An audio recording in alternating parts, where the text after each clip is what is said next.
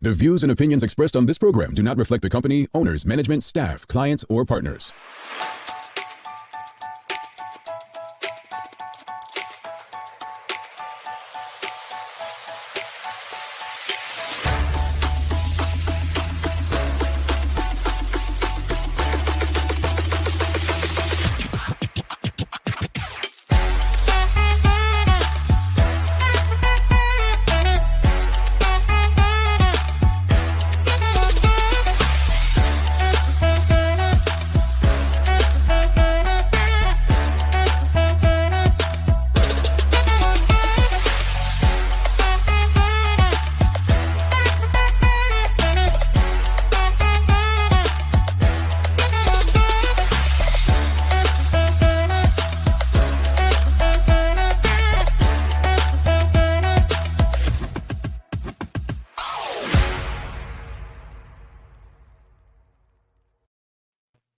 It's Monday, the 19th day of July, 2021. Welcome to the Daily Hour, brought to you by Medical House One Communications, Lindos.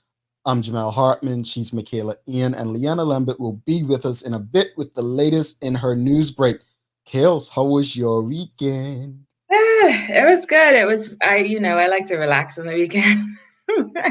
That's always my vibe. So I just, chilled out, ran some errands, Any beaching? That was really, huh? Any beaching? I didn't. I was gonna go on Saturday, and then my morning errands just like by the time I got home, I was like, I don't feel like going to the beach. And I really should have because yesterday was just not great weather. So yesterday I did the whole like purging, cleaning up, straightening up, meal prep, that kind of stuff. Okay, sounds productive. I'll say that much. Relaxing. Yeah. How was yours? Mine was better than Leanna's. Flats didn't do too well. But I gotta say it now before she comes on and defends herself. Gotta throw those dots. But I'm sure Lee had fun. Great work done, kind of again. Looking forward to talking to her about it. But my weekend, well, as you can see, folks, you can see my green screen today. So to sum up my weekend, we do this show on a daily basis, right? And you need tools to do the show. Well, after Friday's show, we had a little incident where my laptop pretty much was busting out, where you could see my motherboard. So needless to say, my laptop that is used to do this show is in the hospital. And so I'm using a very old Mac Air today. And so forgive us for the green screen and the real background and so on. But we will be back to give you the quality that we know you desire. Yes. Listen, we just get it done, right? By any means necessary, just get it done. Absolutely. Well, on that note, good morning to everyone. And we do have a good one to begin the week as Jonathan Starling from the BEDC stops by to discuss starting a consultancy business. So this should be a good combo. The Daily Play brought to you by Heineken 0.0 is a Who Said It. So Michaela is guessing the author of a famous quote. This should be good, folks. I actually forget what the quote is today. So. Oh, geez. Fun times. It should be good. But look, we have a conversation. Well, before we even get into the conversation, so obviously, for those who don't know, I live in South Florida. So down South Beach yesterday, right, Michaela? I mentioned it to Michaela on the side yesterday. Down South Beach yesterday, it was packed as usual. I mean, South Beach is packed almost every day of the year. Doesn't matter, right? Right. Packed and not a mask in sight, right? And same thing when we went to the mall on Saturday, packed, not a mask in sight. But the only people who actually did have masks on, if you saw any, were Black people. Yeah. This is the thing. Like, I mean, we talk about masks and I don't love masks. I'm honest about the fact that I don't love it. So I wear the blue surgical type ones because I find them the easiest, right? Especially when it's so hot. But like for me, I just want to stay healthy. I don't want to get sick. Even though I'm immunized, it's still possible for me to get COVID, And so like I look at people having functions and there's like my idea of hell right now is like being on a boat with a whole bunch of people without masks. Like that just like, ah. So I'm just like in this weird place when it comes to like functions and not wearing a mask. And Well, I was talking to my better half yesterday, and I'm just like, I mean, at the end of the day, I think this is people's way of feeling like they're living with it. Like they're not going to live in fear. yeah, They think, again, at the end of the day, many of them have done their own research, and their research may be telling them, look, I have an immune system that can fight back, and this is how I'm going to treat it. But they refuse to live in bondage. And because there's honor systems throughout the United States, I think a lot of people are taking advantage of the honor system. maybe, yeah. It was just It was a very interesting look. As when we were looking, I was just like, man, South Beach. And I've said it all this time. Florida's a different animal. Florida, I mean, it's a different world, Lord. you've got people, attacking alligators and throwing them on roofs, but that's another story. One place you attack alligators, it would be Florida. But look, let's get to the convo. Obviously, we had the Premier of Bermuda, David Brett, on the show last Friday. And we went, asked on Facebook, what are your thoughts about the Premier's appearance? What do you think about it? And that's the question for the audience today. What are your thoughts on the Premier's appearance on the Daily Hour last Friday? How did you feel about the conversation? How did you feel about what the Premier shared with us? I'm sure you have some thoughts, Michaela. I'm not going to say that I enjoyed it because I would be lying. I wish that more questions were answered properly. I wish there wasn't so much deflection, I'll be honest. And I did feel at times, and maybe this is a bit extra, but I'm just going to say it anyway. So when I talk to my children, I repeat their names. I go, Amari, Javi, Javi, when I'm trying to get them to do something. And that's what happened in the conversation on Friday. Your name was repeated multiple times in answers. My name was repeated multiple times in answers. So to me, I felt as though he was a bit dismissive, just as he is at the press conferences with the other members of the media. And I didn't like that. Interesting. I get the frustration from the audience. I get the frustration from us. I truly believe, I think I've said this before, regardless of how we feel today, the decisions by most leaders, unless they're really, really horribly bad, isn't felt until long after they're gone. Of course. I feel like David Brett as Premier is in a tough position, and no Premier in my lifetime has had to deal with anything close to a pandemic. Let's be honest. Of course. But I don't think it's necessarily the pandemic or how he's handled it. I think a lot of it is what you just said. It's how it's communicated with the people. And I made it as clear as possible to the Premier on Friday that sometimes, you're in the position you're in because people put you there. And it's up to you to communicate effectively with them, the people who put you there, so that they understand in the most layman terms possible, what you're doing and why it's in their best interest. Yeah.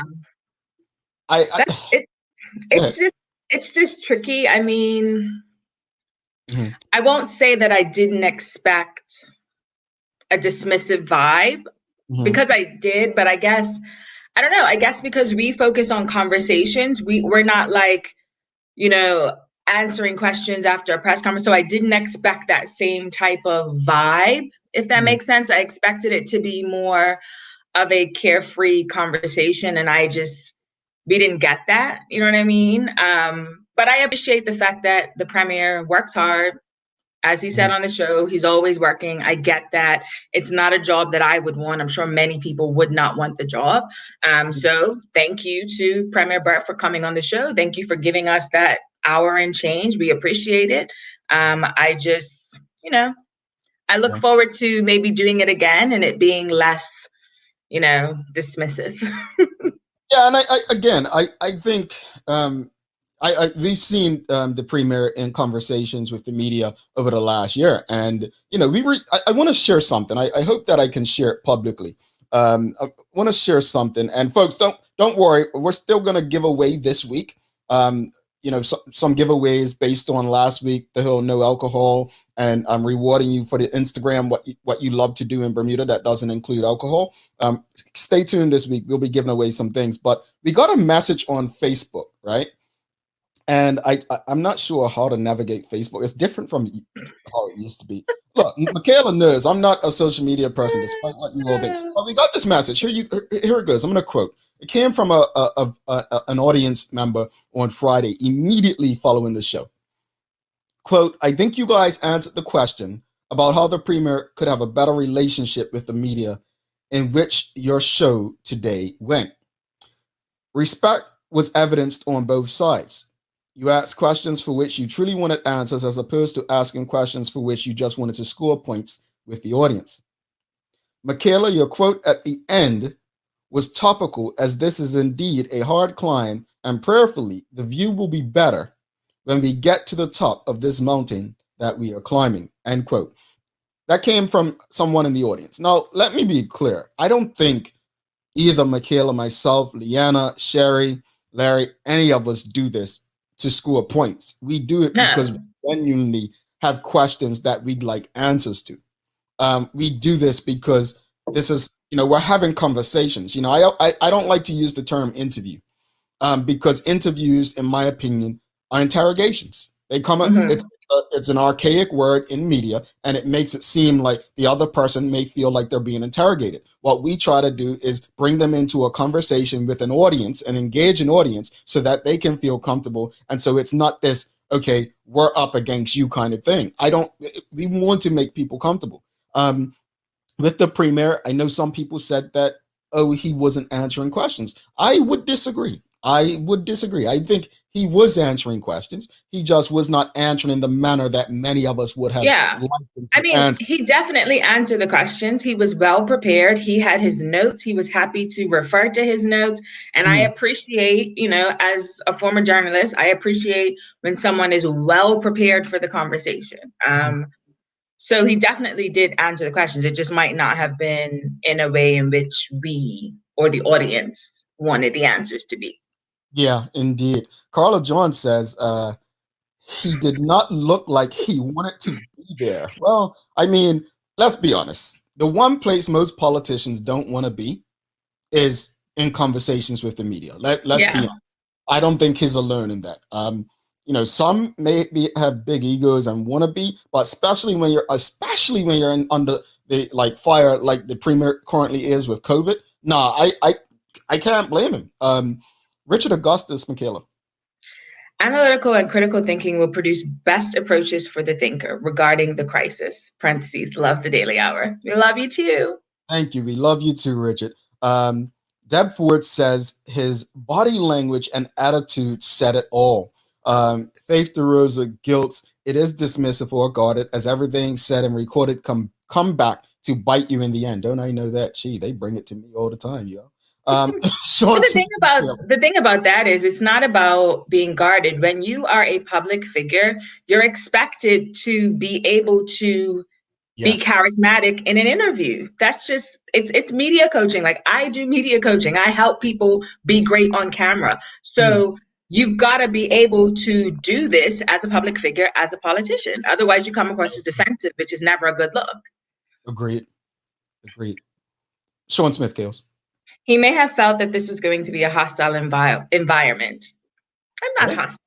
Yes, hostile. Us, we're angels. Not us. Come on, Sean, not us. Shikarana says he was prepared, took notes, and answered the questions. Sam Cat Place says, made sure to check your time and be dismissive. He couldn't wait to get out of there. And Shikarana, I guess, disagrees. Said he even stayed 10 minutes over time. Look, I guess there's always lessons from everything that we do, right? There's always going to be lessons. I think that, conversations, regardless of how it went, there would have always been some folks that said, no, it didn't go well, or he could have did this or should have done that. I appreciate the fact that the audience had the opportunity to engage with the premier. No, we don't get to every question and comment, but I'll use Sean Smith's comment from Friday where he asked the premier about low-hanging fruit. That to me was a question. I think Sean might have put it more than once because it might have gotten missed. But I think these are the opportunities that we try to provide with the Daily Hour that you don't get anywhere else. So that said, I may not agree with the premier on a lot of things that he does, and that pretty much comes down to just personalities and styles of being two completely different people. But at the end of the day, I'm sure many of us don't envy the position he's in and the job that he has to do right now. I think at the end of the day, whether it was Michael Dunkley, Craig Kenner, Paula Cox, or David Brett, I want them all to do well in that position, because if they do well, Bermuda should be doing well, right? Absolutely. So that's what we really want. I think 10 years from now, we'll be looking back and we'll probably be saying, you know what, we were wrong or he was wrong. But right now, what we're doing is we're reacting to the decisions of the day. Someone put on Twitter this weekend, Michaela, saying that if social media existed back when smallpox and polio, we wouldn't have got rid of them, or it was something to that effect. And I was just like, interesting that people think social media controls every narrative. Well, it does. Social media does control the narratives. You have to remember, like, Facebook has been in a lot of hot water, especially, I want to say, the 2016 election and then the last one, because they allow users to post uncredible information all the time. Like, people on social media take things as gospel. How many times have you seen people post a link from The Onion, for instance, and people think this is absolutely 100% true? And it's like, come on. You know what I mean? But when you have people who believe these things, then it becomes, popular conversation, and then it spreads and then things go viral. And yeah, I think if there was social media around those times, would everybody still be alive? You know what I mean? Yeah. It's interesting. Elizabeth Varel says social media is the only news some people consume. Is that a good or bad thing, Elizabeth? That's scary. Adeline Stevenson Swan says, I'm happy that he even agreed to the interview considering he had a choice. Speaking of the premier, absolutely. He definitely had a choice. And, I appreciate it. Again, whether we like the premier or not, like his decisions or not, he doesn't have to engage with us. We believe he should, but he definitely, doesn't have to, and we appreciate it. Elizabeth says, yes, it's a bad thing, especially when it's Twitter. I'll say this. Rick Olson says the premier will look good if we get a deadly spike with the Delta variant. I'll say this much in regards to Elizabeth's comment. I think it is crazy that people take Twitter as gospel, as if this is the news. This is like with, I think it's Twitter. If you share something, it'll tell you, or ask you, do you want to read the story first? It might be Twitter, or it might be specific to certain people, like CNN or Fox or whatever. But I know that one of them, if you click to share something, it actually, do you want to read the article? Because what they're trying to do is say, hey, you don't want to just go off this headline. You want to actually read the story. Go beyond the headline, Yeah, no, it's really interesting. And I've been censored on Instagram before, so it was probably earlier this year it was probably last year. And I had put up something that Donald Trump had said. I can't even remember what it was. And 2 weeks later, I got a notification from Instagram that they took that down because it wasn't true that Donald Trump had said this, even though it was true. I can't even remember what it was, but I was just like, oh, this is what you all are doing, except you're not doing it with these awful fake news stories. And I use the term fake news because those people are the ones who are sharing them. Right. But it was just crazy to me. You can have people sharing links on Facebook that are crap, but you're censoring me because I posted something Donald Trump said. Okay. Just a Trump hater, folks. Let's bring Leanna. Hopefully she's doing well today after her Saturday. Let's see. She looked cute. She looked real cute. Thank you. You heard Michaela. I'm still kind of recovering. You heard Michaela talking bad about you and your team? No, she didn't. That was you. That was all Come on. you. You think I cannot hear backstage? Oh, you heard that? I Okay. heard that. Um, But no, guys, oh my goodness. Honestly, I had the best Saturday despite my team taking a loss. It's okay. We're going to regroup and come back stronger next year. But just to see that community vibe, guys, like the first cultural event of the year since the pandemic, it was electrifying for me. The energy was amazing. You saw all the families together, rallying around their teams, and the rivalry and the camaraderie. But it was a whole vibe around that field on Saturday, and I'm just so glad that I got a chance to be a part of it. Shout out to obviously the Voice of Summer team, because they brought their official broadcasting cricket commentary throughout the I day, love it. and I am like 10 shades darker since. we love it. We love it. It looked like a good atmosphere. It really Obviously, would.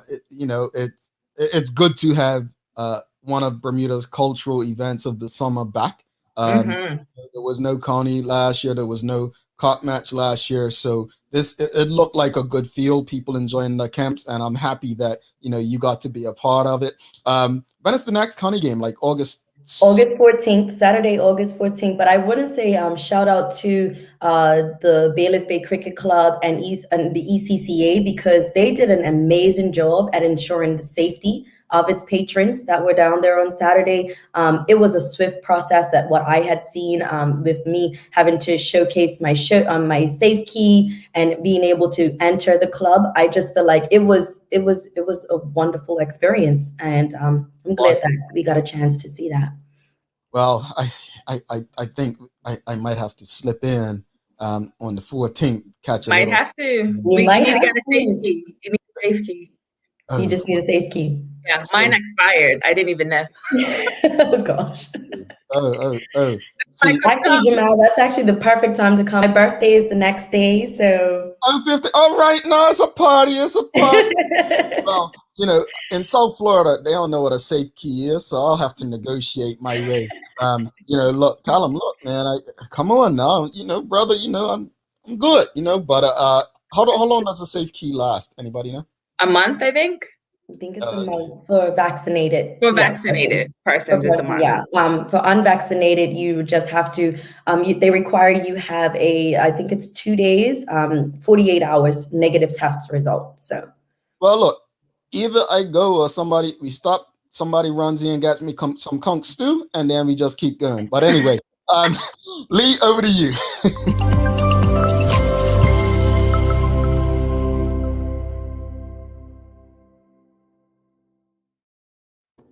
Thanks, Jamala, Michaela, and happy Monday to everyone who is tuned in with us this morning. I hope no one is having Monday morning blues, but is having a great start to their day. I'm Leanna Lambert, and it's time for our daily hour news break. So here's a look at what happened over the weekend. The number of COVID-19 cases in Bermuda has risen to 15 after 5 new cases were confirmed. The Ministry of Health announced that the cases were found among the 6,171 test results received since the last update last Tuesday. Now, 4 of those new cases are classified as imported, with 2 being from non-residents and 2 from returning residents, while the source of the 5th case is under investigation. 1 person has recovered since Tuesday, which brings the number of active cases from 11 to 15, but none of the patients are in hospital. In other news, government has passed legislation that will enable it to recover overpayments of unemployment benefit more effectively. The Public Treasury Administration and Payments Amendment and Validation Act 2021 was passed in the House of Assembly over the weekend following a brief debate. Now, Minister of Finance Curtis Dickinson explained that more than 10,000 people had applied for benefits after losing their jobs through the coronavirus pandemic. Now, he said demand was, quote unquote, overwhelming and substantial.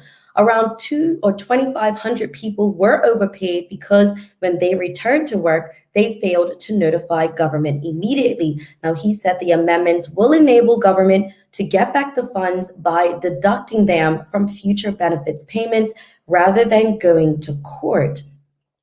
As the island's journey to move beyond the pandemic continues, it will get to see the return of its weekly street festival, Harbor Nights, which is expected to kick off this week, Wednesday. However, COVID-19 precautions will be in place. Now, while members of the public will be able to walk Front Street freely and visit shops, safe key will be required for those who visit the food court area. Mask wearing on the street will be recommended but not required, and a limited number of masks will be available at the event through a donation by the Bermuda Red Cross. Bermuda Chamber of Commerce CEO Kendary Burgess said that the rules will not require safe key for participating shops, restaurants, or businesses. However, the food court will be barricaded off with security on hand to check safe keys and collect contact tracing information for those who choose to wish to go inside. Ms. Burgess said, although this year's event series will be smaller than usual, the chamber hopes to see it grow over time.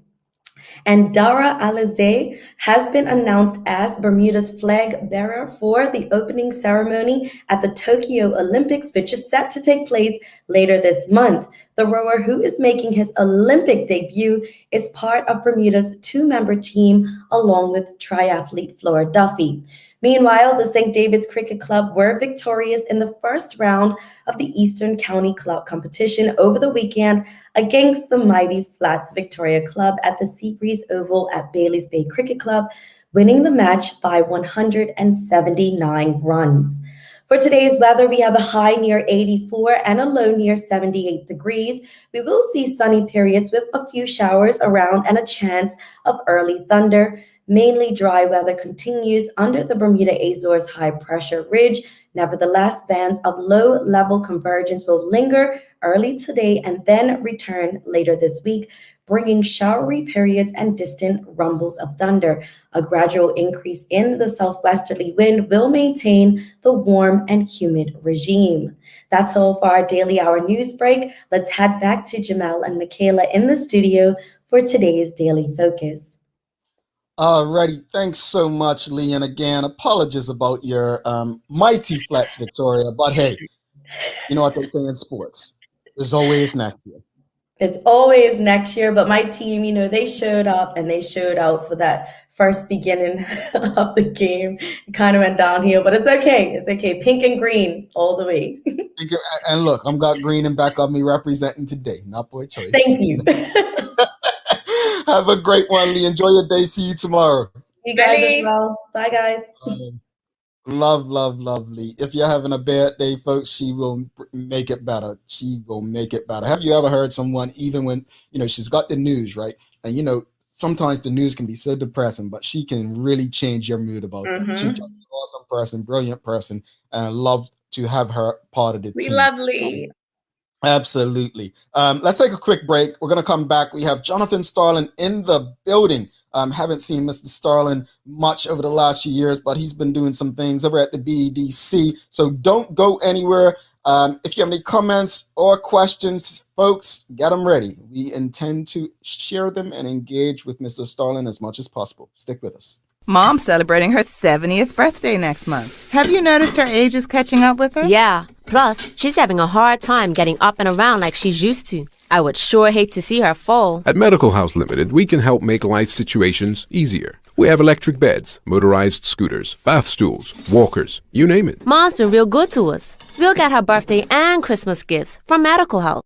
Medical House has relocated next to the Dandytown Field, number 6 Bakery Lane, Pembroke. Telephone 292-3622. We're welcoming back the often featured Whole Food veterans Bragg Live Food products, renowned for their live probiotic organic raw cider vinegar and savory seasonings. Paul Bragg is the man behind the products that has originated health food stores, restaurants, and spas, and promoted nutrition education through the media, helping lay the foundation for the enlightened way we make healthful choices when we shop for and prepare food. This month we're featuring Bragg Organic Raw and Unfiltered Apple Cider Vinegar and Organic Extra Virgin Olive Oil. Lindo's, why go anyplace else?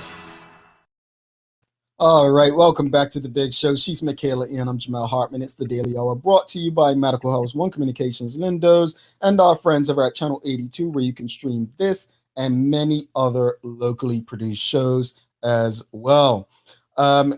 without further ado, let's bring our guest for the day. We have Jonathan Starling from the BEDC.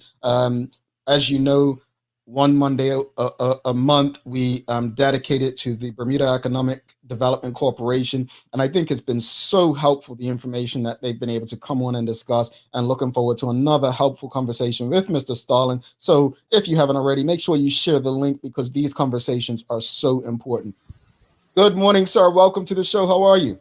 Hi, good morning. I'm good. How are you guys? Hey, Jonathan. Nice to see you. Hi, Michaela. You know, Mr. Starling was one of the most influential people, politically, especially on social media. Then one day I was just like, where's Starling going? And obviously you're in new spaces, inspiring and encouraging people to be entrepreneurs, I gather. So, sometimes we have to make changes that are in the best interest of not only ourselves, but our country. So thank you for what you're doing with the BEDC. But for those who don't know, what is your role with the BEDC? Sure, thank you. I'm the Economic and Cooperative Development Officer at BEDC. So I work primarily on cooperatives. So in particular, anyone who wants to create a cooperative, I speak with them and I assist them. People who don't know what a cooperative is, I help with like education classes and just explaining what they are. One thing we're working on in particular is the policy field, to lay the foundation to really help people get cooperatives off the ground even more than they are right now. Alrighty. Awesome. So I know that you guys are currently promoting this, I'm not sure if it's a workshop masterclass, all about starting a consultancy business. So Can you give us an overview of this new initiative? Sure. So at BEDC, we've been doing a bunch of webinars. We did them even before COVID, but we really took them up after COVID started and during, for the simple fact that people couldn't come to our in-person classes anymore. Right. So the webinar just is our way of doing that. And so we would do these kind of webinars usually in person, but they're online now. And we've got a bunch of different guides. I have one here. This is how to start a consulting business. But we have a bunch of different ones, like how to start like a tourism related business, or like a home bakery, and other type guides. I can't remember all of them right off the top of my head. They are available on our website, which is bedc.bm.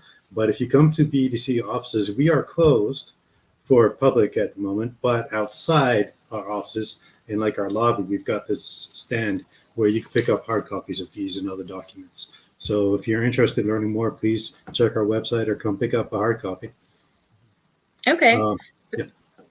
So when it comes to this consulting business sort of thing, what exactly is a consulting business? Because there's so many different kinds of business models when it comes to entrepreneurship.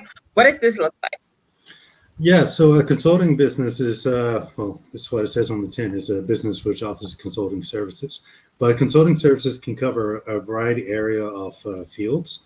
People generally think of like policy or legal consulting, but you could be someone who has an experience as an engineer or an architect or something along those fields, and you have 20 years experience in that field. You are an expert.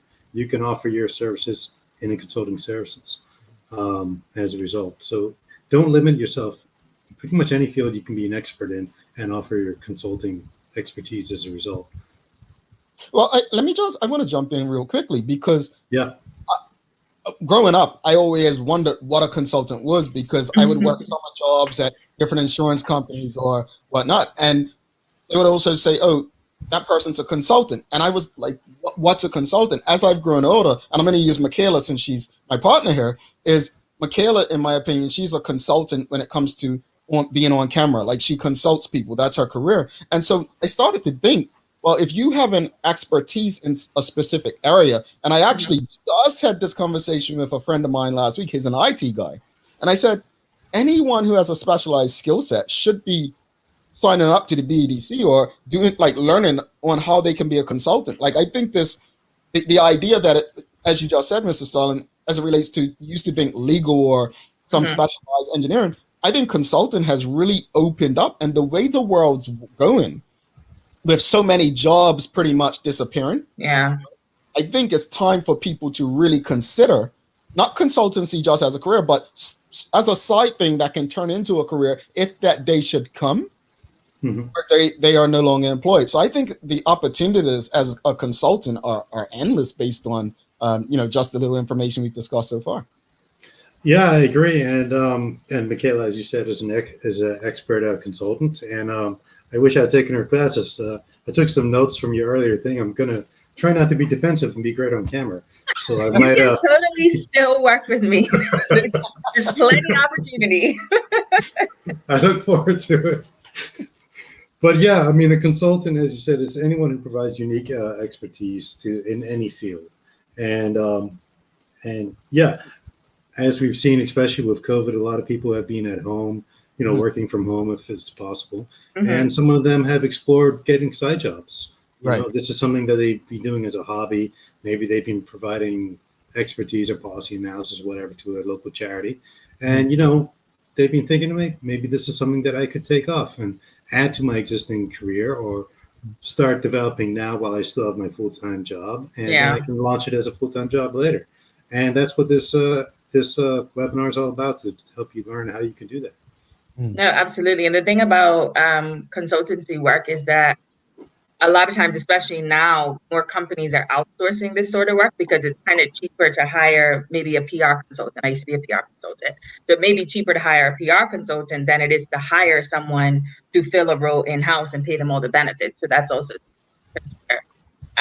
So has the BED seen an uptick in local starting businesses in the last year? Well, I will say that for most of the last year and a half, we've been focused on emergency support for small business. And every time there's a new lockdown, our workload almost triples with businesses coming to us asking for emergency assistance. So we kind of put on hold a lot of things, but whenever there's like post-lockdown, like a month or two later, we tend to see people coming to us and say we wanted to start a business. And I think what happens is, the term creative destruction, right? So a lot of people, COVID has been a bit of a stress test or a shock to their system, and it's helped a lot of people reevaluate what they want in their lives. And some people have taken advantage of this period to think and reflect, do I want to work for someone or do I want to work for myself? And so, yeah, a lot of people and businesses have closed. Some businesses have been stressed, and we do see new businesses emerging. So it is that period of some go down, some go up, and it is a moment of inspiration for some. So yeah, I've seen some uptick in the last few months. Yeah. Now that's awesome. I know that last year BEDC, I want to say like early summer, was focusing on helping businesses get online because so many businesses in Bermuda are just not online. Like I taught a workshop for BEDC last year. It was great. It was, helping businesses establish their online business because so many people just didn't even know where to start. So I think the one good thing out of COVID was that a lot of businesses in Bermuda realized I've got to get online, even if it's just starting a Facebook page, whatever, I've got to have something in this online space. I think we have a lot of room to grow, but at least it's something, right? Yeah, I agree. I mean, COVID has dragged a lot of businesses or a lot of people into the 21st century. I only got internet at home because I needed it to work at home. I only got a TV because I couldn't go out to the movies anymore. So I've been dragged fully into the 21st century. No, I totally get it. So tell us a bit more about this webinar. When is it? What's being covered? What can we expect? How do we sign up? Yeah, so it's on this Thursday, which is July 22nd. It starts at 12:30. It goes on to about 2.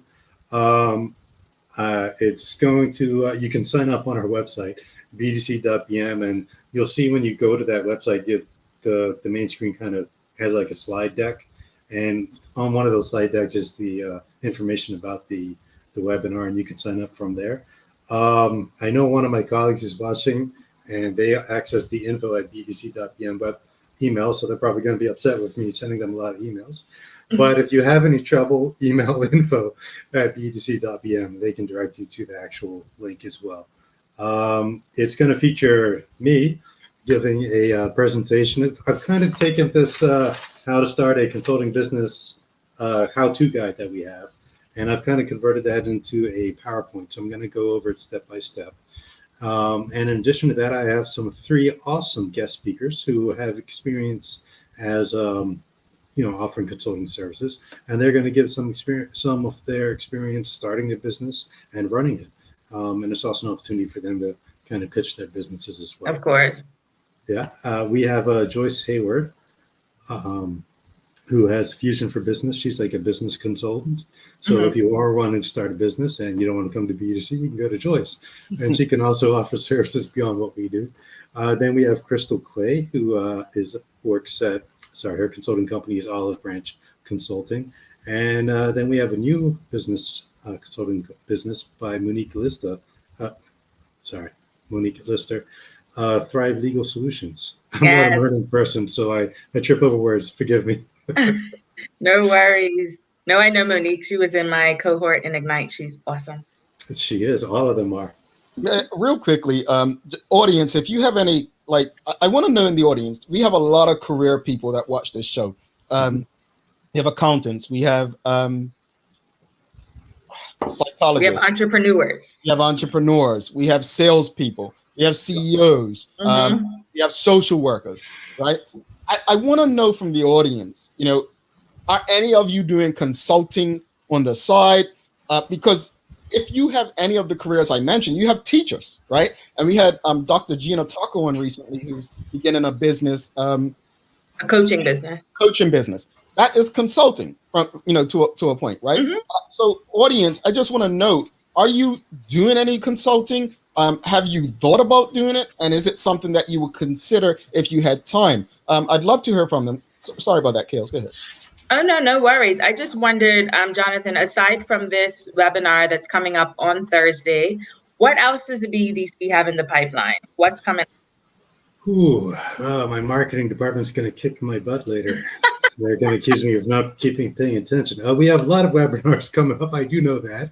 I know at the moment we just started the summer employment, the summer student program. I can't remember all of the webinars, but they're on our website.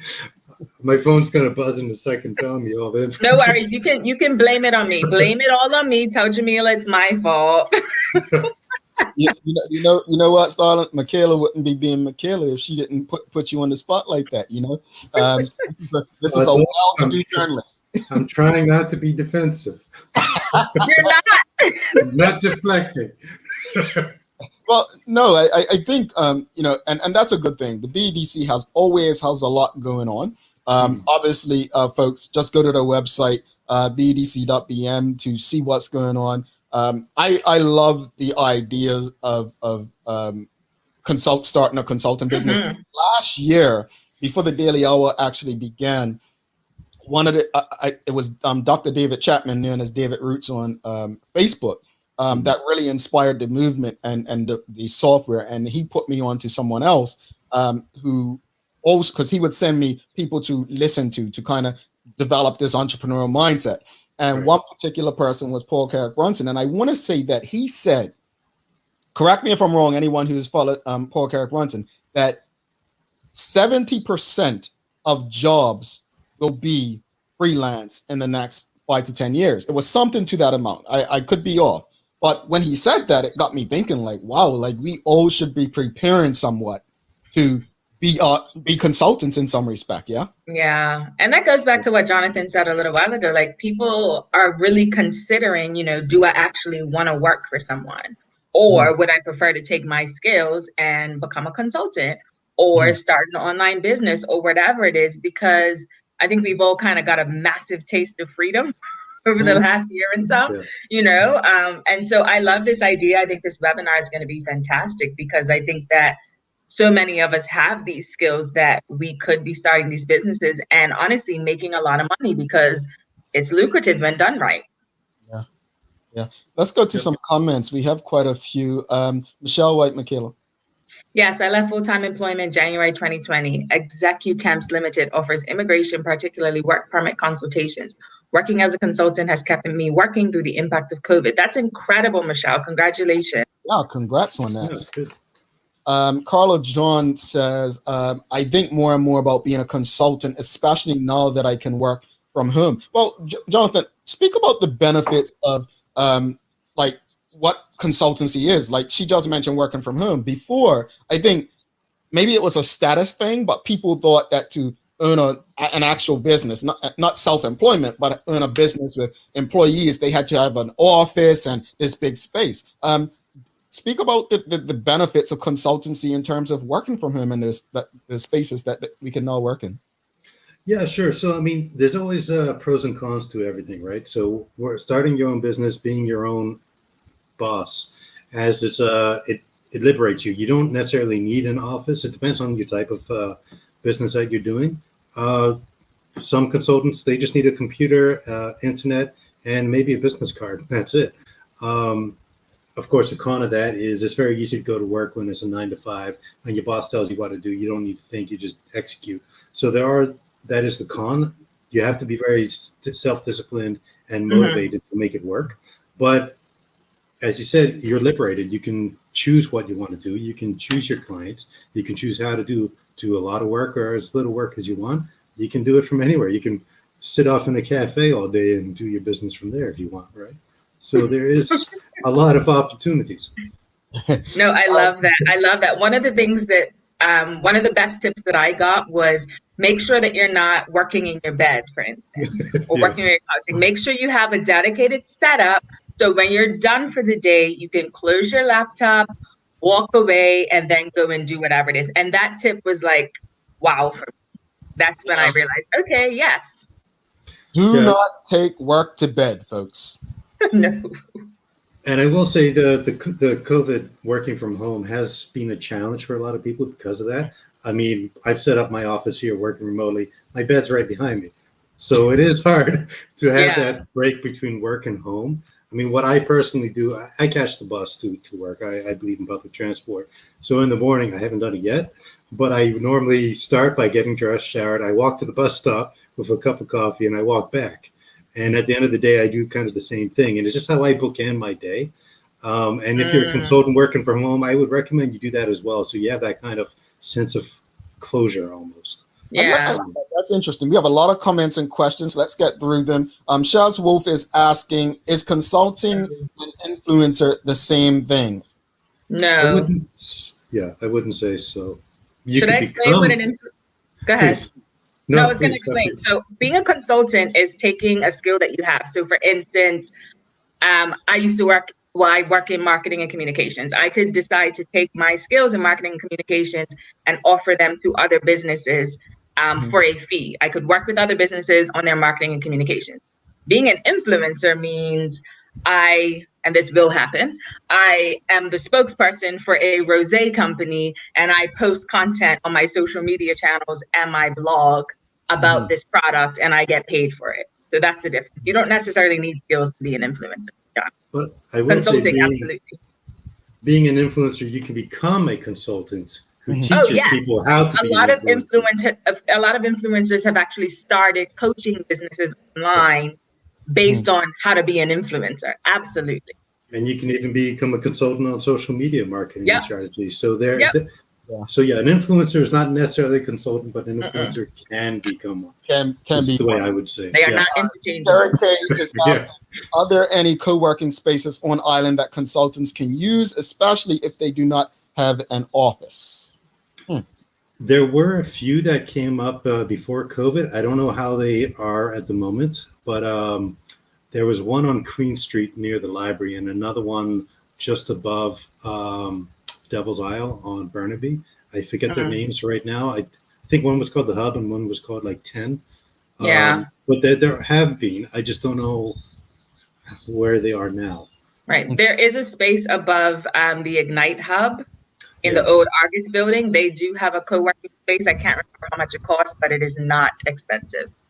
All right. Get through a few more. Shika Reyna, she's asking, what's the average age of a consultant? It used to be something people do as they wind down their careers, perhaps in their 60s. You know, I don't have that data in front of me. I couldn't tell you what the average age of a consultant is today, but I would guess that it's younger. People who have maybe even worked for 5-10 years after graduating university or not. Just started from there. So yes, a lot of people who have worked their life and become an expert in their field after they retire from the full-time job do become consultants. But I think increasingly you have younger people who are just not going into the full-time work. They're setting out on their own and becoming, you have digital nomads, for example, who are consultants, and they every month they're in a different country because they're just traveling the world while doing their job. Yeah, I was a consultant at 28, so Yeah, definitely not in the 60s. Yeah, it's definitely a changing world in terms of age and how people become. Yeah. Virgil Kills. Yes, at Organized Solutions Bermuda, we work with clients to help them declutter and transform their spaces. We also conduct an Empower to Excel training to support student interns to showcase their best selves in the working environment. Hi, Jody. I adore Jody. I might need to hire her to declutter my home office. I was thinking the same. Alrighty. Denise Hollis says, Ideation house above Miles is a shared office space. So I guess there is shared office space. I know, was it in the US there was WeWork? Yeah. I think they went belly up because obviously COVID, couldn't work with other people work from home. But that's incredible that there are spaces out there. One last question before we let you go, Jonathan. Terry K, she's asking, are there any plans to improve / create co-working spaces, i.e. Wi-Fi connections, to allow for collaborations between consultants / entrepreneurs? I'm not aware particularly of any. I do know that BEDC, we have our incubator program, which offers like a hot desk. It's like the Ignite program, which Michaela did. We have that, which is an annual event. I know we are opening up offices in each of the economic empowerment zones, so in the West and the East, Somerset and St. George's. I don't work in those fields, so I'm not sure if they're going to have hot desks or working spaces there, but I do think that we will see an increasing number of people wanting to do that over the next year. Maybe not government or BEDC, but private sector. Okay. Before you go, just let people know how they can sign up and get involved. Yeah, so please go to bedc.bm and you'll see on our website the opportunity to click on to register. You can also, if you have any trouble with that, email info@bedc.bm. And just say, look, you're having trouble, and they can direct you to the link. I believe that as long as you're registered, you'll be able to watch the recording of it later in case you don't get the chance to watch it itself. So even if you're not going to make the Thursday live webinar, please register anyway, and you should have the opportunity to watch the link at any time in the future.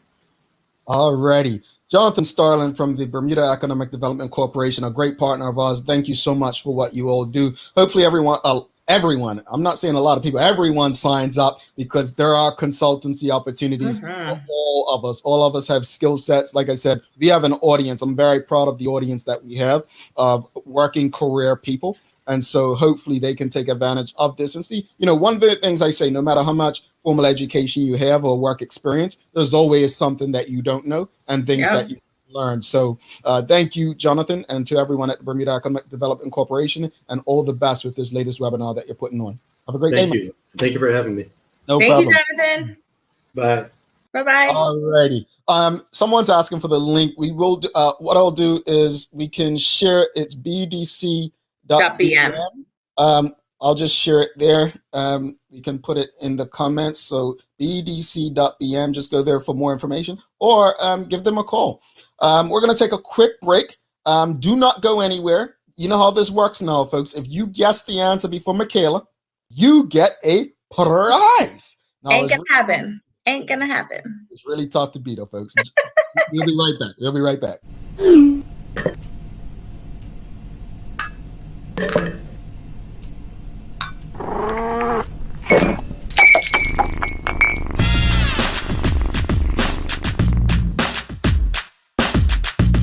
I have my three children, a 27-year-old and a 11-year-old and a 5-year-old. I have to balance it out. I actually even stopped working Monday to Wednesday just so that I can put in time for the products and I put in time for my family. Because for me, my family comes first over anything. I know I have to run my business so that we can eat and everything, but my children come first. I let them even play a role when I'm making my products. Come on, get up. You can come help me mix it. Come help me put the label on it. So when we talk about inspiring your daughter or your children, I make my children get up there and see what it takes to run a business. Come on, Surrey. This brand, Surrey Shea & Co., is named after you. So you need to help me. You're gonna come, you can do this, put the labels on for me. You can do it. Even my little 4-year-old, I had him do it. Mommy, let me help. So I just let them help, and it teaches them the way.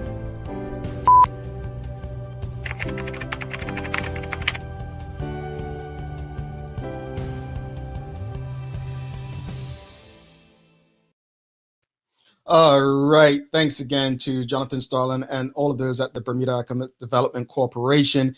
The third Monday of every month, you can enjoy informative, helpful conversations from the BEDC on the Daily Hour. Thanks again to Medical House One Communications, Linda's, our friends over at Channel 82, everyone who continues to get behind what we do on a daily basis, or at least, weekdays, weekends,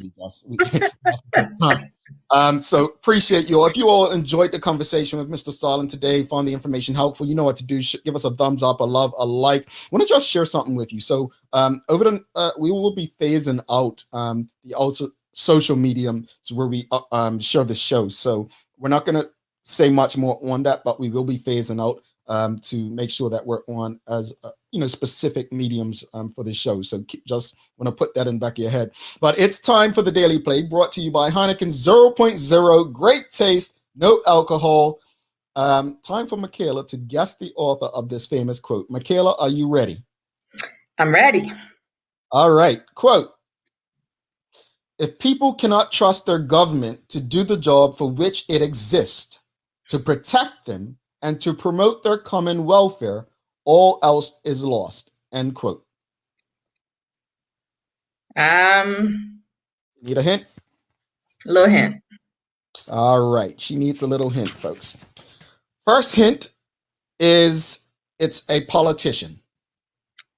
A politician. Barack Obama.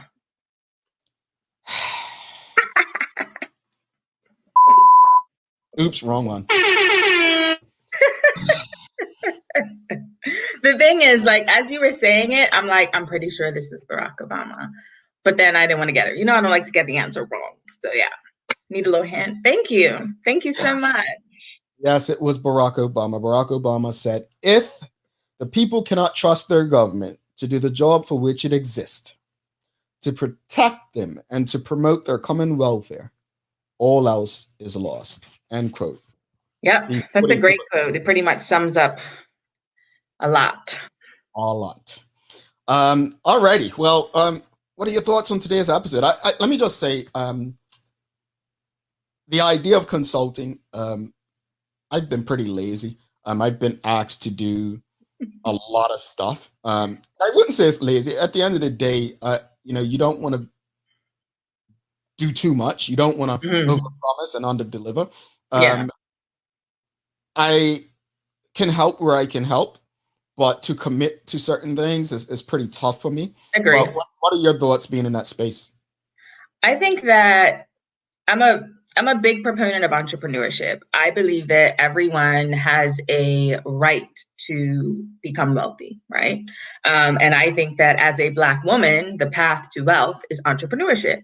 So I feel like if you, and everybody has a skill set, ability, talents where they can start a business. So I firmly believe in start a business. I started my business November 2019, and it's gone through a few iterations, but ultimately I just want to help people be great. If I can help you improve your on-camera presence, then my job is done and you can show up and do your thing and be amazing. That brings me so much joy, because when you're really good on camera, that's when you can grow your brand. That's when you can make more money. Indeed, indeed. I know you've got some daily inspiration to follow that, Kales. I sure do. All right, ready? Ready. 3 little words. You've got this. Now get it. I love it. It's very simple. You got it, folks. Now get it. We're going to head out for the day. So, folks, thanks again to our partners, Medical House One Communications and Linda's, for ensuring that we're able to do this with you on a daily basis. If you haven't already, you know what to do. Go to our YouTube channel and subscribe today. Hit the notifications bell so that you get the updates when we go live. On that note, we appreciate you, we love you, and we thank you for making us part of your daily routine. If all goes well, we'll be back to do this again with you tomorrow. She's Michaela Ian. I am Jamel Hartman. My friends, make it a great day. Peace. Just